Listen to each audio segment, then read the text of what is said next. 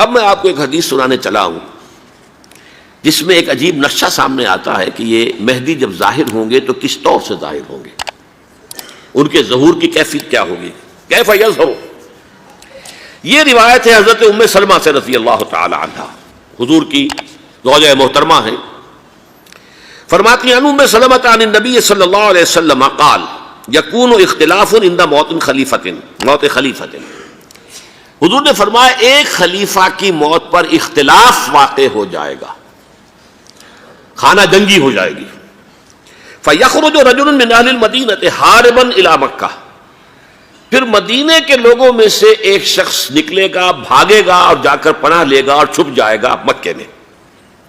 فَيَأْتِيهِ نَاسٌ مِّنْ أَهْلِ مَكَّةَ، پھر اس کے پاس آئیں گے اہل مکہ، مکہ کے لوگ، فَيُخْرِجُونَهُ، اور اسے نکالیں گے، جہاں وہ چھپے ہوئے ہوں گے وہاں سے نکالیں گے۔ وَهُوَ كَارِهٌ، اور وہ بالکل اس کو پسند نہیں کر رہے ہوں گے، نہ وہ خواہش مند ہوں گے کہ ان کے ہاتھ پر بیعت کی جائے، نہ وہ یہ چاہیں گے کہ وہ میدان میں آئیں اور ان کو جو ہے اپنا لیڈر مانا جائے۔ وَهُوَ كَارِهٌ فَيُبَايِعُونَهُ بَيْنَ الرُّكْنِ وَالْمَقَامِ، لیکن لوگ جو ہے پھر اصرار کے ساتھ ان کے ہاتھ پر بیعت کریں گے رکن اور مقام کے درمیان۔ رکن وہ کونا ہے خانہ کعبہ کا جس میں حجر اسود لگا ہوا ہے، اور مقام ابراہیم جو ہے، ان دونوں کے مابین جو یہ علاقہ ہے یہاں پر وہ بیعت ہوگی۔ وَيُبْعَثُ إِلَيْهِ بَعْثٌ مِّنَ الشَّامِ، ان کے خلاف ایک لشکر بھیجا جائے گا شام سے۔ نہیں کہا جا سکتا کہ باسی حکومت اس وقت کی جو ہے اس کی طرف سے کوئی مسئلہ اس طرح کا اٹھ کھڑا ہو، اس لیے کہ ابھی تو بہرحال باسی حکومت وہاں ہے۔ فَيُخْسَفُ بِهِمُ بِالْبَيْضَاءِ بَيْنَ مَكَّةَ وَالْمَدِينَةِ، لیکن اللہ تعالیٰ اس لشکر کو مکے اور مدینے کے درمیان وادی بیضاء میں دھسا دے گا زمین کے اندر، پورے کے پورے لشکر کو۔ فَإِذَا رَأَى النَّاسُ ذَلِكَ، جب لوگ یہ دیکھیں گے کہ اتنی بڑی نشانی ظاہر ہو گئی، أَتَاهُ أَبْدَالُ الشَّامِ وَعَصَائِبٌ مِّنَ الْعِرَاقِ فَيُبَايِعُونَهُ، اب شام سے سارے کے سارے جو اولیاء اللہ ہیں وہ بھی آئیں گے، اور عراق سے جوک در جوک لوگ آئیں گے اور ان سے بیعت کریں گے۔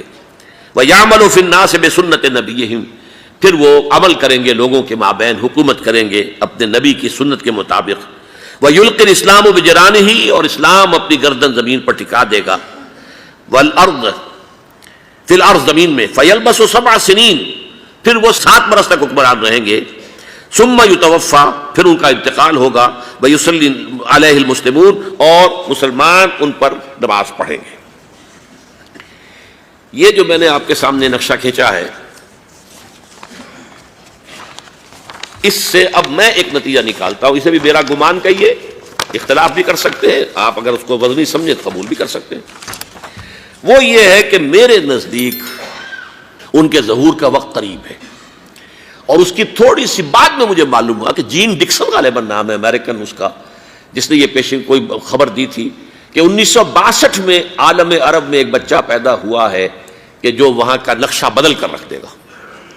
یہ جین ڈکسن کی غالباً پیشن گوئی ہے۔ بہرحال مجھے اس کی پیشن گوئی سے کوئی دلچسپی نہیں ہے، میں تو جو احوال دیکھ رہا ہوں، یعنی اسرائیل کا قائم ہو جانا، اور اس کے بعد اب یروشلم کا مسلمانوں کے ہاتھوں سے نکل جانا، اور اب گویا کہ وہ الملحمۃ العظمیٰ جو ہے تلی کھڑی ہے، کسی بھی وقت جو ہے یہ جو ہے وہ لاوا پھٹ سکتا ہے، آتش فشاں پھٹ سکتا ہے۔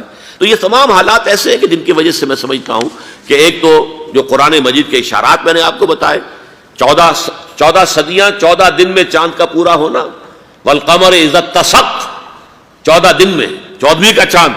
اسی طرح اب یہ 14 صدیوں کے بعد یہ صدی جو 15ویں صدی ہے، یہ در حقیقت ظہور امام مہدی کی صدی ہے۔